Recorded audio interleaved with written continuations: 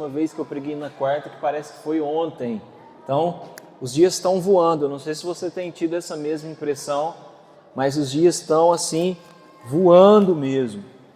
Eu queria compartilhar um texto com os irmãos no livro de Filipenses, é onde eu farei a leitura da palavra de hoje. Filipenses, é um livrinho bem pequenininho. Se você pegar a sua Bíblia e for abrindo ela do final para o começo, vai ser mais fácil de você achar. Filipenses, nós vamos ler a partir do capítulo 4.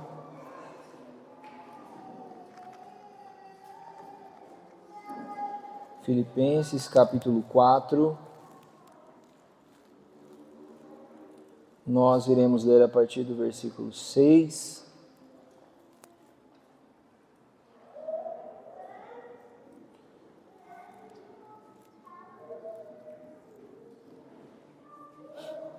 Filipenses capítulo 4, nós vamos ler a partir do versículo 6.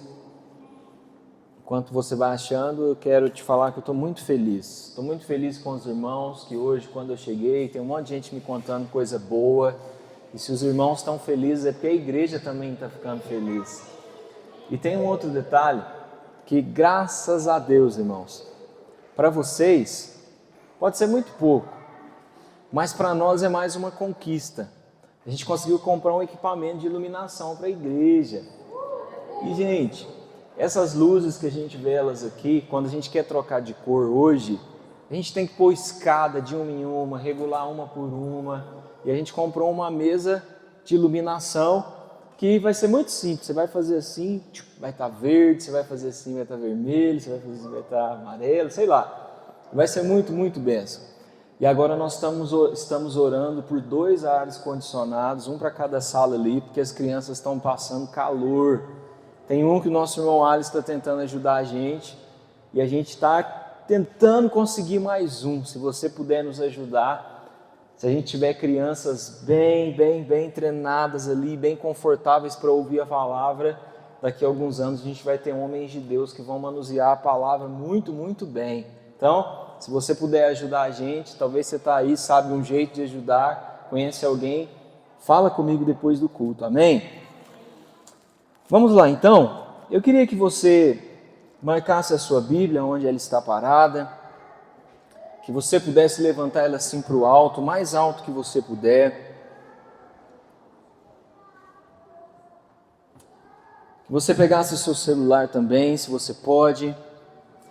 E no 3 nós vamos fazer a nossa confissão de fé. E eu gostaria que você fizesse isso com toda a sua alegria, expressando na sua voz. Vamos juntos no 3? 1, 2, 3. Essa é a minha Bíblia. Eu sou o que ela diz que eu sou. Eu tenho o que ela diz que eu tenho.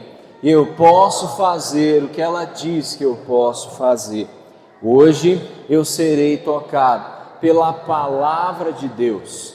Eu audaciosamente confesso que a minha mente está alerta e que o meu coração está receptivo e que eu estou pronto para receber da incorruptível, indestrutível e sempre viva semente da palavra de Deus. Eu nunca mais serei o mesmo, nunca,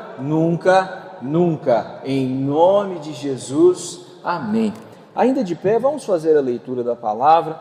Filipenses capítulo 4, a partir do versículo 6, vai dizer assim: não fiquem preocupados com coisa alguma, mas em tudo sejam conhecidos diante de Deus os pedidos de vocês, pela oração e pela súplica, com ações de graças, e a paz de Deus, que excede todo entendimento, guardará o coração e a mente de vocês em Cristo Jesus.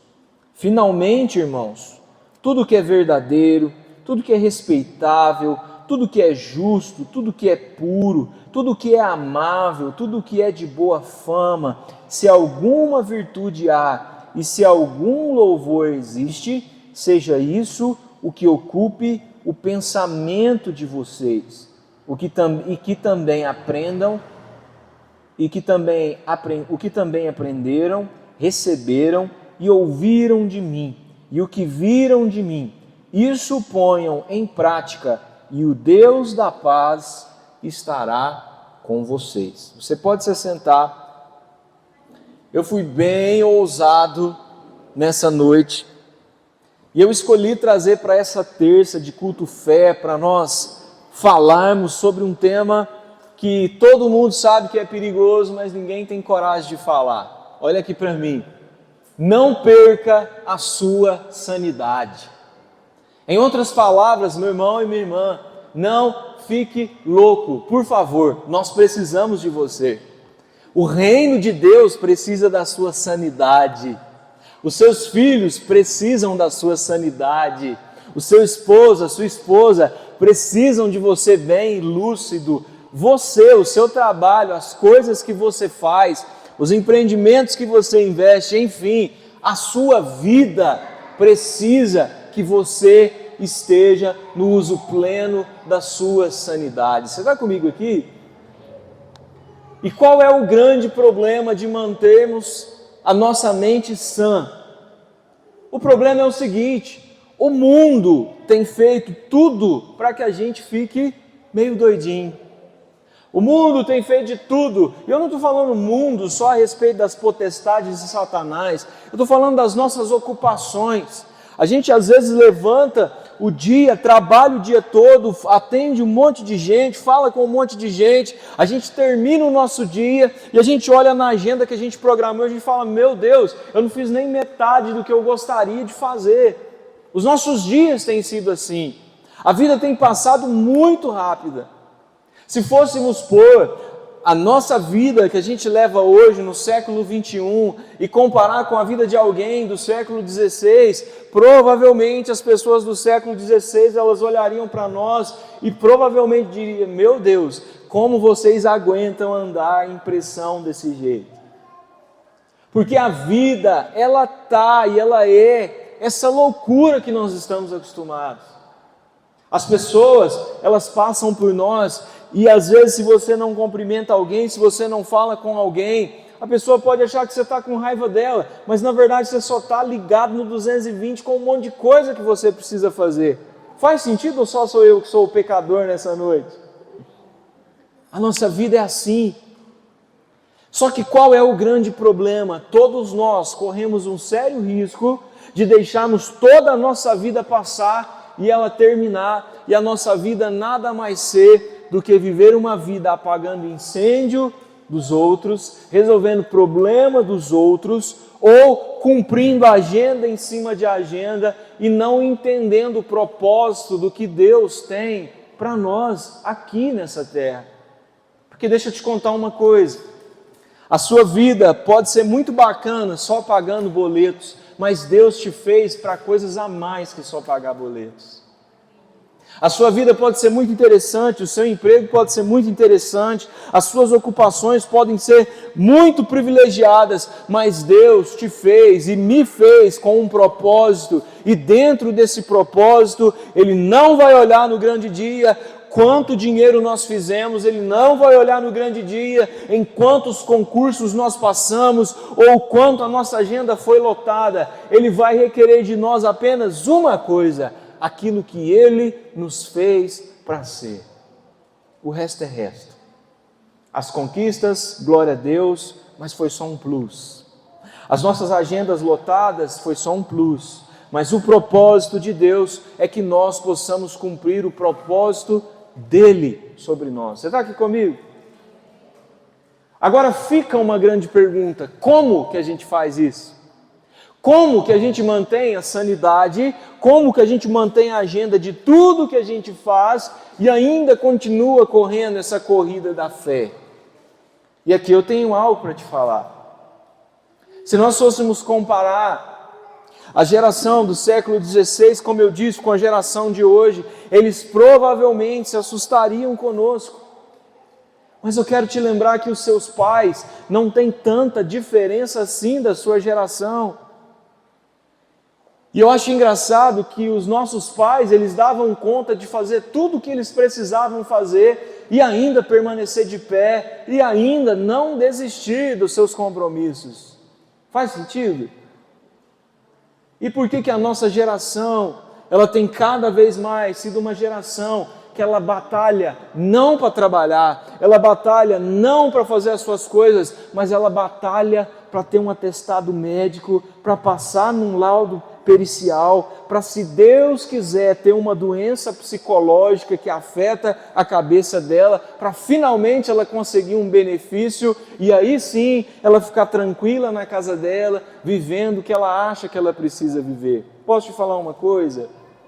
Eu entendo que muita gente está com problema psicológico, muita gente está com problema psíquico, mas nós precisamos entender que tem algumas coisas na nossa vida que é a gente que alinha. Se os nossos pais deram conta, a gente vai dar conta também. Se os apóstolos, com faca no pescoço, com crucificação, com torturas e com tudo que eles passaram, eles deram conta, a gente dá conta também. Nós não precisamos de um laudo pericial para dizer para nós que a gente, a partir dali, precisa viver o nosso propósito. A gente vive o nosso propósito enquanto trabalha, a gente vive o nosso propósito enquanto está fazendo as nossas coisas. Nós só precisamos de uma coisa: descobrir aonde está o poço de tudo que Deus tem, para que nós não morramos no meio do caminho. Você consegue entender isso? Então você pode repetir nessa noite assim comigo: eu me comprometo a não ficar louco. Eu prometo para mim mesmo que eu não vou perder a minha sanidade. Está comigo aqui? E esse texto vai falar para nós de inúmeros motivos. Ele vai dizer um motivo para nós, bíblico, que faz com que as pessoas, elas percam a sua sanidade, em outras palavras, a sua paz. Olha o que diz o versículo 6 de Filipenses 4 que nós lemos. Não fiquem preocupados com coisa... Vou ler de novo, você complementa comigo. Não fiquem preocupados com coisa... A minha Bíblia que eu estou usando aqui para ler com os irmãos é a NAA. Mas a Almeida, corrigida e fiel, sabe como que ela vai apresentar a mesma tradução desse versículo? Não fiquem ansiosos com coisa alguma. E a gente fica muito ansioso, sim ou não? Nós somos uma geração extremamente ansiosa. E se nós fôssemos trocar, porque provavelmente o apóstolo Paulo, ele não sabia o que era TDAH quando ele estava escrevendo isso aqui, ele não sabia o que era depressão quando ele estava escrevendo isso aqui, ele não sabia o que era nenhum dos transtornos de tantos. Nessa época nem se sabia que existia autismo, mas cada uma dessas doenças que trabalham no nosso psicológico talvez pudesse ser descrito aqui. Não fiquem ansiosos com coisa alguma. E talvez você vai dizer assim para mim: João, é lindo de ler, é lindo de falar, não fique preocupado com coisa alguma. É bonito. Só que como que a gente faz isso na prática? E sabe qual que é o sentido que Paulo está querendo ensinar para os irmãos aqui dessa cidade, quando ele diz não fiquem preocupados com coisa alguma? É porque quando alguém está preocupado com uma coisa, ele se desconcentra de todas as outras coisas que ele de fato deveria se preocupar. Essa semana, por exemplo, para você entender o que eu quero dizer, nós recebemos uma visita em casa e essa visita estava falando para nós que a casa dela era muito grande, com muitos cômodos, e que de repente ela levantava e às vezes o propósito era arrumar uma coisa na cozinha e ela precisava e tinha mais urgência de limpar a cozinha, mas de repente a casa era tão grande que ela passava num quarto e via bagunça no quarto, e ela ia lá e limpava o quarto, aí daqui a pouco ela lembrava da cozinha e ela continuava indo em direção à cozinha, mas ela passava por um outro cômodo da casa que estava sujo, ela parava, ia lá resolver, e daqui a pouco o dia passou e o que ela precisava era limpar a cozinha, ela não conseguiu, porque ela se distraiu com outras coisas. Eu estou vendo os irmãos fazerem assim, eu entendo, é isso mesmo. Entende o que é estar ansioso? Você tira os olhos do que precisa resolver para apagar outros incêndios que deveriam esperar aquilo que é mais importante. E aqui, se nós lermos o que o apóstolo Paulo está dizendo, ele completa dizendo assim, não fiquem preocupados com coisa alguma, mas em tudo sejam conhecidos diante de Deus. Faz um favor para mim. Anota no seu coração que acima das suas angústias, preocupações e prioridades, existe uma prioridade chamada Deus. Não perca o foco dele. Você está comigo aqui? Existem 1 milhão de prioridades na nossa vida, mas a prioridade número 1 é Deus. E se nós estivermos em Deus, todas as outras angústias, elas vão passar de nós. Os compromissos vão continuar, a agenda vai vir, vai ter dias que você vai virar. Por exemplo, nós estamos em uma semana que eu com a Vicky, assim, faz 3 semanas que a gente não passa uma noite em casa, porque a gente está resolvendo alguma coisa da igreja. Sábado a gente teve uma folguinha, agora sabe-se lá Deus quando vai chegar essa noite de novo.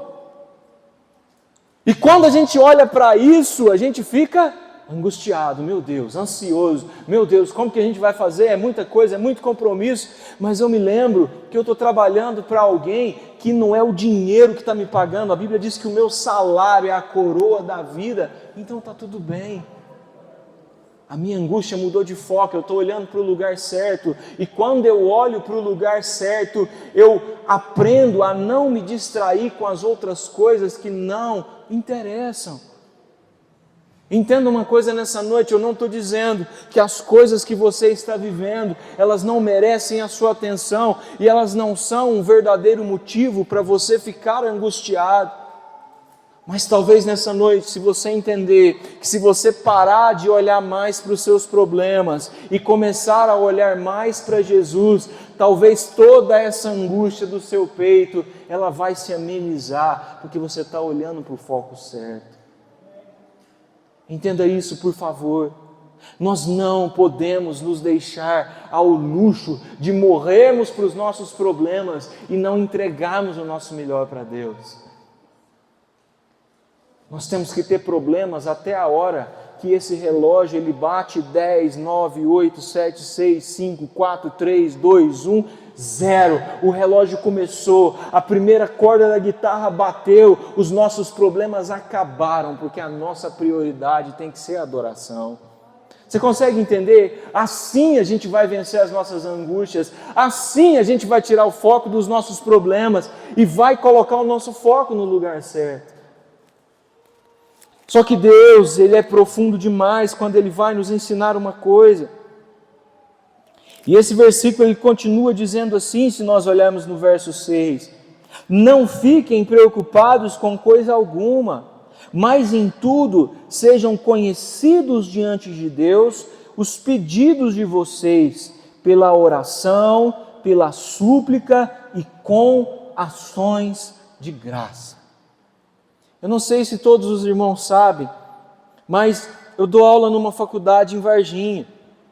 E ali nós temos a maioria dos professores, como o curso é de Direito, são todos advogados. Mas tem um professor ali que ele não é advogado, ele não é da área do direito, ele é psicólogo e ele dá matéria para os alunos de psicologia jurídica. E ontem nós estávamos assim sentados no momento de intervalo, conversando, falando sobre família, sobre futuro, sobre projetos. E ele fez um comentário que me marcou e eu queria compartilhar isso com você, porque faz todo sentido com o que nós estamos falando. E ele disse assim: as pessoas têm chegado ao meu escritório, ao meu consultório, e o que eu tenho percebido das pessoas é que elas têm ficado extremamente doentes com as ansiedades e todos os outros transtornos, porque elas querem ter certeza de muitas coisas na sua vida antes de tomar uma decisão. E ele completou dizendo assim: e o grande problema disso é que nessa vida a gente não tem certeza de nada. A gente começa num trabalho, a gente não sabe até quando a gente vai trabalhar nele, sim ou não? Para quem é autônomo, você começa o dia, você sabe quantas contas você tem que pagar no final do mês, mas você não sabe quantos trabalhos você vai fazer até o final do mês. A gente olha para uma pessoa que a gente ama hoje, para a nossa esposa, para vocês mulheres, para o esposo. A gente não sabe quanto tempo o relacionamento vai durar, quanto tempo vai levar para Deus levar, quem vai ir primeiro, a gente não sabe. Se você namora, você está escolhendo uma pessoa para você levar ela para o altar, você não sabe o que vai acontecer nesse período. Nós não temos nenhuma certeza dessa vida. Na vida nós só temos certeza de duas coisas, irmãos. A primeira, que todos nós vamos passar pela morte. E a segunda é que Jesus vai voltar. O resto, a gente não tem certeza de nada. E pensando nisso, o apóstolo Paulo, ele nos dá dois remédios. E o primeiro remédio, ele é espiritual.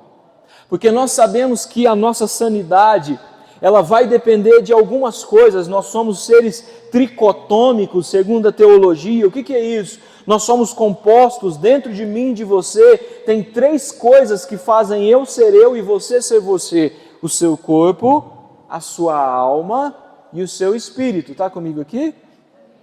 Você é composto de um corpo que tem uma alma, e nessa alma você tem o seu espírito, que é o que comunica com Deus. A sua alma, o seu espírito é tratado com coisas espirituais. A sua alma, apesar de fazer parte desse relacionamento espiritual, ela é tratada no espiritual, mas também no físico. E o seu corpo também é a mesma coisa. E Paulo, nesses versículos que nós lemos, ele dá receitas espirituais para que a gente mantenha a nossa sanidade, e depois eu quero ler com você uma receita que ele dá física para que o nosso corpo e a nossa alma também se mantenham em sanidade plena. E olha quais são os conselhos que ele dá para a nossa vida espiritual se manter sã. Olha lá, no versículo 6 e 7.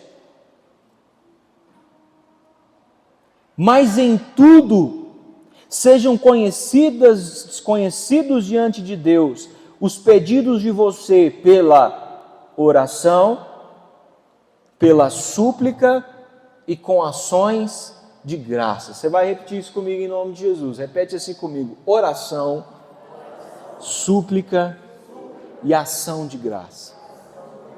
Irmãos, se nós queremos espiritualmente manter a nossa mente e o nosso espírito saudáveis, tem uma receitinha de 3 partes para nós: vida de oração, uma vida de súplica e uma vida de ação de graças no Senhor. Permita-me por um momento explicar a você o que é uma coisa e o que é outra. Oração é aquilo que a gente faz todo dia. Quem aí toma remédio de pressão, toma um remédio de pressão todo dia, não é? A oração, ela é assim, todos os dias você dobra os seus joelhos e você fala com Deus. A ciência já foi capaz de dizer que a oração, ela é capaz de curar traumas dos momentos em que as pessoas estão no seu maior momento de ansiedade. Se elas oram, o próprio cérebro ativa um monte de coisa dentro dele para trazer calma para o ser humano. Você consegue entender isso? Vai além do espiritual e atinge até o nosso físico. A oração tem um poder homeopático de todo dia, se a gente orar, nós nos tornarmos seres humanos mais equilibrados.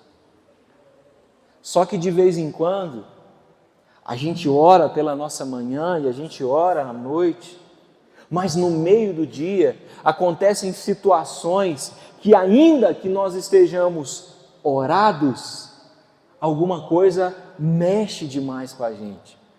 Alguma emoção muito forte de raiva, alguma emoção muito forte de tristeza, ou alguma emoção muito, muito forte de alegria, que você também começa a passar mal. Acontece com você também? E nesse momento, não é só dobrar o joelho e orar, é fazer súplica a Deus. Deixa eu te falar o que é súplica. Súplica é quando você está vivendo um momento emocional tão forte na sua vida que você não entra para o quarto para orar como você está acostumado normalmente. Você dobra os joelhos no chão ou você se deita no chão e você chora a ponto de você não conseguir aguentar, se conter mais. Você entende o que eu estou falando? É quando as lágrimas tomam conta de nós, quando as nossas emoções estão tão afloradas, mas tão afloradas, que nós não fazemos só uma oração, nós fazemos uma súplica para Deus. Deus, se o Senhor não olhar para mim agora, nesse momento, eu vou morrer no meio do que eu estou vivendo agora.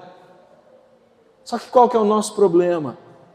Quando os problemas vêm grandes, a gente quer só fazer uma oração como a gente faz sempre. Problemas grandes, súplicas grandes, está comigo aqui? Problemas grandes, amém. Os problemas vêm exatamente para nos colocar na posição que nós somos, pó diante de Deus. Se não clamarmos, nós não iremos vencer. Para isso que vêm os problemas, e para todo problema, a Bíblia está dizendo a nós que nós podemos oferecer orações de súplicas ao Senhor.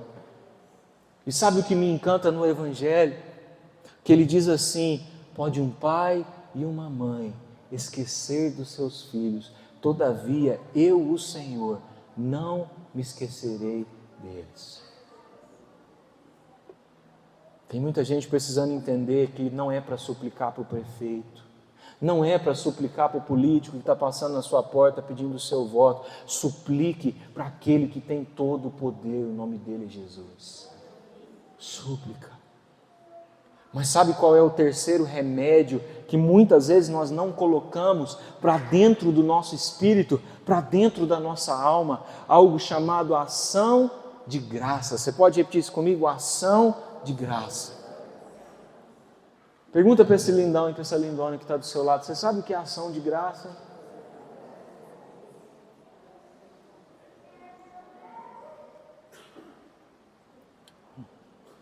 Ação de graça, do jeito mais simples que eu posso te ensinar nessa noite, nos padrões bíblicos, é agradecer. Sabe por que os americanos chamam o culto de domingo de culto de ação de graças? Porque eles entendem que o domingo é o dia que Jesus ressuscitou e eles precisam render graça ao Senhor por o sacrifício dele na cruz. Agora volta aqui no remédio. Quantas vezes nós oramos pela manhã e Deus nos dá livramento de coisas que nós oramos: Deus, me livre do acidente, me livre do mal, me livre das perseguições, e nós vemos Deus nos livrar. Quantas outras, tantas mais vezes, nós estamos em um momento de abalo emocional e a gente vai para a presença de Deus e a gente chora e a gente inclusive ora assim: Deus, faz justiça por mim, porque só o Senhor pode resolver isso para mim. E Deus vai lá e resolve, e aquilo que antes era um motivo de choro torna-se para nós um motivo de alegria, porque nós vemos Deus nos honrar. Mas a gente esquece de beber um outro remédio chamado ação de graças, que é voltar no mesmo lugar que nós oramos, que é voltar no mesmo lugar que nós suplicamos e agradecer por aquele Deus que fez o que nós estamos orando e suplicando.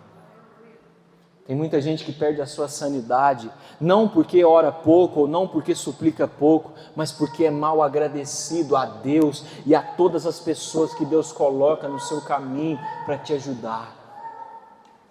E não tem jeito, irmãos, não tem jeito. Quem não dá honra, não recebe honra. Quem não transmite honra, não colhe honra. Na vida nós plantamos e colhemos sobre aquilo que nós plantamos. E se nós formos seres humanos mal agradecidos com aqueles que estão ao nosso lado, mal agradecidos para com Deus, vai chegar uma hora que a gente vai começar a ficar louco. Não porque tem um problema dentro de nós, mas porque nós temos um problema de agradecer a Deus e as pessoas que Ele coloca no nosso caminho. Você está comigo aqui? Se você orar, suplicar e ser grato a Deus, o seu espírito vai te permitir ver coisas que talvez você não esteja vendo agora. Só que, como eu disse, a Bíblia não erra. E Paulo ainda, em outras palavras, faz assim: olha, estou ensinando para vocês o espiritual, mas eu vou dar um plus de ensinar a vocês como não perderem a sua sanidade na sua vida prática. E olha o que ele diz, dos versículos 8 ao versículo 9.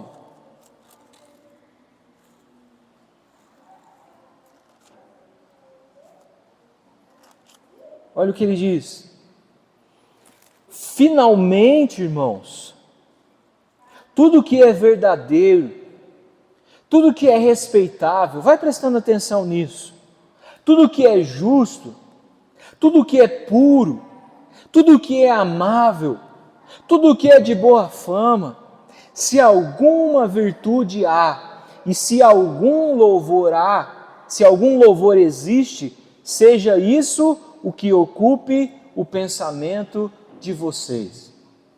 Por favor, eu quero que você repita isso comigo. Se algum louvor há, seja isso o que ocupe o pensamento de vocês. Vamos só continuar lendo aqui. O que também aprenderam, recebam, e o que ouviram de mim, e o que viram em mim, isso ponham em prática, e o Deus de paz estará com vocês. Irmãos, olha o que Paulo está ensinando para nós. Olha que vida prática. Se tem alguma coisa boa, olha para essa coisa boa. Se tem algum motivo para você levantar na sua manhã e agradecer, olha para esse motivo. Se você hoje levantou e respirou, agradeça por essa respirada que você pôde dar, que significa que os seus pulmões estão limpos. Se você olha para o sol e você consegue ver a beleza de Deus se levantando nele, olha para ele. E ele termina falando assim, aonde você encontrar coisas para louvar a Deus, nisso você gaste a sua energia pensando nelas. Em outras palavras, quando os dias maus vierem e o seu espírito entender que você precisa olhar para Deus, mas a sua alma estiver angustiada nela mesma, o seu corpo estiver angustiado nele mesmo, pare de olhar para as coisas negativas da vida e comece a olhar para as coisas positivas. Se você começar a olhar para as coisas boas, você vai gerar coisas boas dentro de você. Irmãos, olha que lindo. Por que tem tanta gente sofrendo? Porque tem 1 milhão de coisa boa acontecendo na vida dela, mas ela insiste em olhar para as coisas ruins. Se você é essa pessoa nessa noite, talvez Deus esteja falando diretamente ao seu coração. Para de olhar para tudo que você acha que está sendo ruim, acontecendo na sua vida, e começa a olhar para todas as bênçãos que Ele te deu até aqui.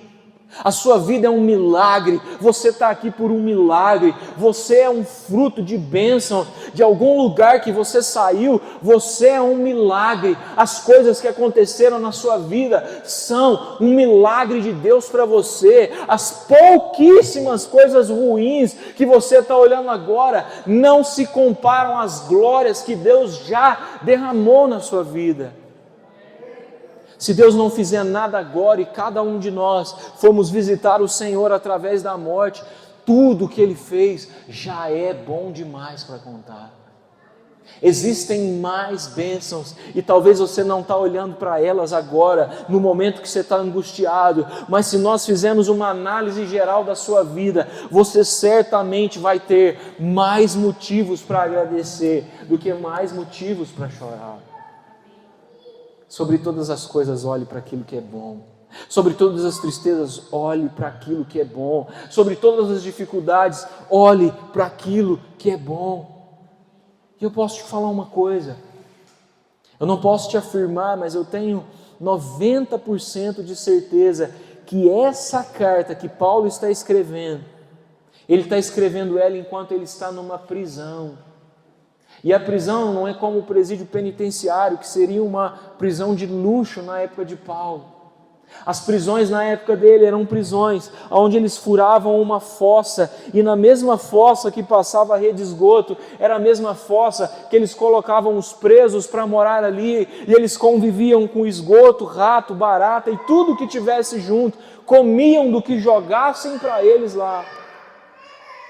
e no meio das suas prisões, enquanto ele poderia estar olhando para tudo de ruim que estava acontecendo na vida dele enquanto ele servia Jesus, ele está olhando para as coisas boas e falando para as pessoas: não olhem para as prisões, não olhem para os problemas, olhem para aquilo que há de bom. De verdade, eu não sei como está a sua sanidade hoje, ou se você veio para cá para ver se recuperava de tudo aquilo de ruim que está rolando dentro de você. Mas olhe para as coisas boas que Jesus está fazendo na sua vida. Olhe para as coisas que são louváveis. E eu tenho certeza, não porque eu tenho um poder especial, mas porque a Bíblia que está dizendo isso. Quando nós olhamos para as coisas boas, nós vamos começar a nos tornar melhores. Tem uma ilustração, e eu queria chamar os irmãos do louvor, que enquanto eu lia, eu escutei, e obviamente ela é uma metáfora, é uma fábula na verdade, mas ela diz o seguinte: um dia, um burrinho, ele está andando no meio do pasto, e ele não percebe que tinha um poço. Esse poço, ele, apesar de ter água nele, ele já estava há muito tempo ali parado, as pessoas já não pegavam mais água ali, e ele se distrai, aquele burrinho ele cai no poço, e ele cai de uma maneira que ele não consegue sair dali mais, e o seu dono sai atrás dele procurando, e de repente ele vê o burrinho ali preso, e ele vê que é uma situação difícil de tirar. E aquele dono, ele conclui o seguinte: olha, eu vou gastar mais tirando ele do que se eu simplesmente deixar ele morrer ali. O burrinho já é velho, esse poço ninguém usa mais, então eu vou deixar esse burrinho morrer aqui. E dentro dessa fábula, essa historinha, o texto diz que o dono do burrinho, ele chama os seus amigos, os seus servos na verdade, e diz: olha, eu não quero deixar o burro morrendo lá dessa forma que vai ser cruel. Então a gente vai todo mundo levar algumas coisas de terra e a gente vai soterrar o poço. A gente vai enterrar o poço, na verdade. E eles começam a jogar os primeiros baldes de terra em cima do poço, em cima do burrinho que está ali dentro. E o burrinho começa a ficar ansioso. Meu Deus, eu não acredito que eu vivi a minha vida inteira carregando o meu dono para ele me matar desse jeito aqui. Só que depois de um tempo, a historinha diz que aquele burrinho, ele resolve uma hora no seu desespero chacoalhar, e ele percebe que quando ele chacoalha, a terra cai do pelo dele e ela cai no chão, e ele bate as patas, ele fala: ué, mas a terra não me enterrou. E naquele momento ele tem uma brilhante ideia: se em vez de eu simplesmente ficar parado, cada vez que alguém jogar a terra em mim, eu me mexer e eu soterrar a terra, vai chegar uma hora que a terra vai começar a subir, e a hora que ela começar a subir, uma hora ela vai chegar no nível do pasto, e eu vou conseguir sair dali. E a história termina dizendo que é exatamente isso que aquele burrinho faz. E no final, a lição que aquela ilustração ela tenta trazer como moral da história é: se as pessoas começam a te jogar terra para te enterrar, começa a se chacoalhar e não deixe que a vida enterre você e os seus sonhos no meio da sua jornada. É só uma história, mas tem tudo a ver com o que a gente está falando. A gente pode permitir que as pessoas e as circunstâncias da vida, elas joguem terra em nós, e como a Bíblia diz em um versículo, pode ser que os nossos poços, eles sejam enterrados e de lá não saia mais água. Mas se nós decidimos crer nessa noite, e se nós decidirmos nos movimentar e determinarmos que não estamos a fim de deixar que ninguém e nada tire de nós a nossa sanidade, aquilo que foi usado para talvez tentar nos enterrar em algum momento, vai ser a mesma coisa que vai nos projetar, porque nós saímos do poço que nós nos encontrávamos. Eu quero te convidar para você ficar de pé, meu irmão, e juntos nós orarmos.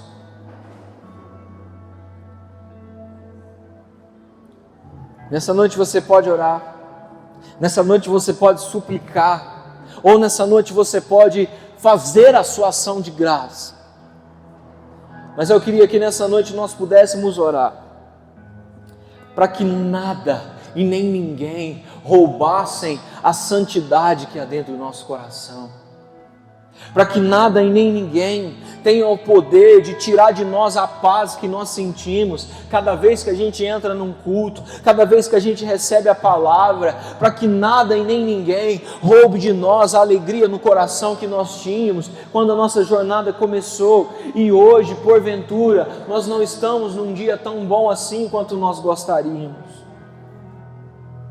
Eu não posso garantir a você, meu irmão, eu não posso garantir a você, minha irmã, que você não terá mais problemas, que você não terá mais coisas que mexam com a sua emoção, com o seu coração.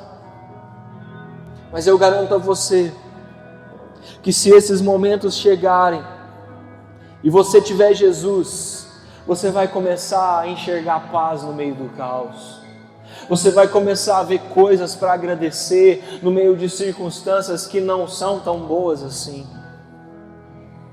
Que nessa noite nós possamos orar por isso. Tem uma canção muito antiga que diz: eu passo pela prova dando glória a Deus. Que essa seja a canção do nosso coração nessa noite. Pai, nós oramos a Ti em nome de Jesus. Eu não sei como essa quarta ela foi para algumas pessoas que estão aqui. Eu não sei como que essa semana começou para algumas pessoas. Talvez para alguns hoje é só quarta-feira e tanta coisa já deu errado. Talvez para alguns a tristeza de talvez querer trocar de emprego e não conseguir, de talvez querer manter a empresa e não conseguir, manter o negócio e não conseguir, ter algum problema com a sua família e não conseguir resolver, algum problema na igreja, algum problema proveniente da igreja. Senhor, eu não sei o que tem perturbado a nossa sanidade, Pai. Mas a Bíblia diz que se hoje nós orarmos, suplicarmos e Te agradecermos, isso traz um alívio na nossa alma e os nossos olhos vão ser abertos para enxergar coisas que nós até agora não estávamos enxergando, Jesus. Ajuda, Senhor, os nossos olhos a olharem para tudo aquilo que é justo, a olharmos para tudo aquilo que é bom, a olharmos para tudo aquilo que é agradável, a olharmos para tudo aquilo que gera um louvor dentro de nós, porque assim o nosso coração ele vai aprender que apesar dos problemas nós temos mais motivos para ser gratos, mais motivos para louvarmos do que chorarmos diante de nossos problemas, Deus. Nessa noite nós levantamos as nossas mãos, nós Te damos o nosso coração, Jesus, para que o Senhor cure a nossa alma, o nosso corpo e o nosso espírito de todas as loucuras que desejam dominar o nosso coração. Nós Te louvamos e Te agradecemos nessa noite, Jesus.